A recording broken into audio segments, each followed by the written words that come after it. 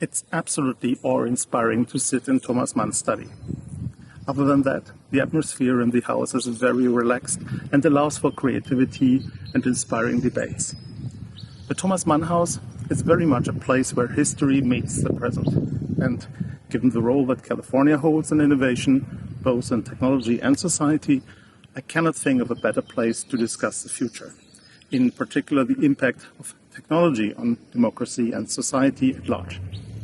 Being a reminder of the history of German exile in California, the Thomas Mann House makes you feel how crucial it is to actively shape our future with history in mind. The challenge for liberal democracies is to rebuild and continuously strengthen trust in key democratic institutions, but also among citizens. Not by eliminating conflict, but by embracing discourse and even finding strength in political differences. And that's a long shot, but it's a very rewarding endeavor.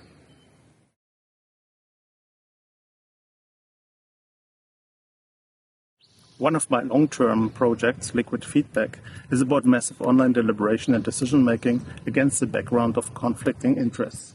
It takes a multidisciplinary approach with contributions from many fields such as mathematics, philosophy, psychology, and sociology. With extreme polarization levels in American society, the stakes couldn't be higher right now. During my fellowship, I want to discuss what can be done about growing tribalism, how we can re-enable fruitful debates across political fault lines, and the role technology can play in this context. Among other mechanisms, liquid democracy, debate and decision empowerment using transitive proxies could help bridge the political divide. The underlying idea is to facilitate the dynamic division of labor in deliberation and decision-making that embraces the individual freedom of choice. A very practical aspect I'm exploring are bilingual debates, which make deliberation much more inclusive for the Chicano and actually the entire Latinx population. Finally, I also want to have a look at political hacks for bad and good, such as gerrymandering on the one side and the National Popular Vote Interstate Compact on the other side.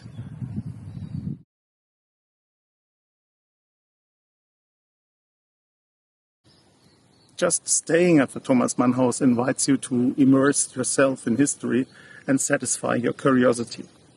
I'm looking forward to learning more about pre-Columbian influences such as democratic traditions and Native American culture.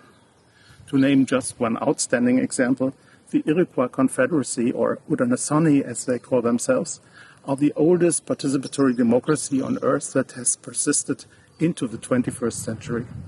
They influenced the thinking of the Founding Fathers and in many ways the Constitution of the United States. I also want to discuss democratic traditions in the United States and how the idea of justice evolved over time. There was, for instance, a very progressive moment right after the Louisiana Purchase. In 1805, during the course of the Lewis and Clark expedition, U.S. history records for the first time that a woman, actually a Native American woman, and a black person of color voted. Another example are the California Propositions. Added to the Constitution of California more than 110 years ago, some of the earliest successful propositions were on granting women the constitutional right to vote and establishing the constitutional direct democracy powers of initiative, referendum, and recall. By and large, the biggest gain is meeting so many interesting people. The outstanding American and European scholars visiting the Thomas Mann House, our activities in cooperation with American universities, where we encounter the next generation of thinkers, but of course also the exchange with this wonderful diverse mix of Thomas Mann Fellows.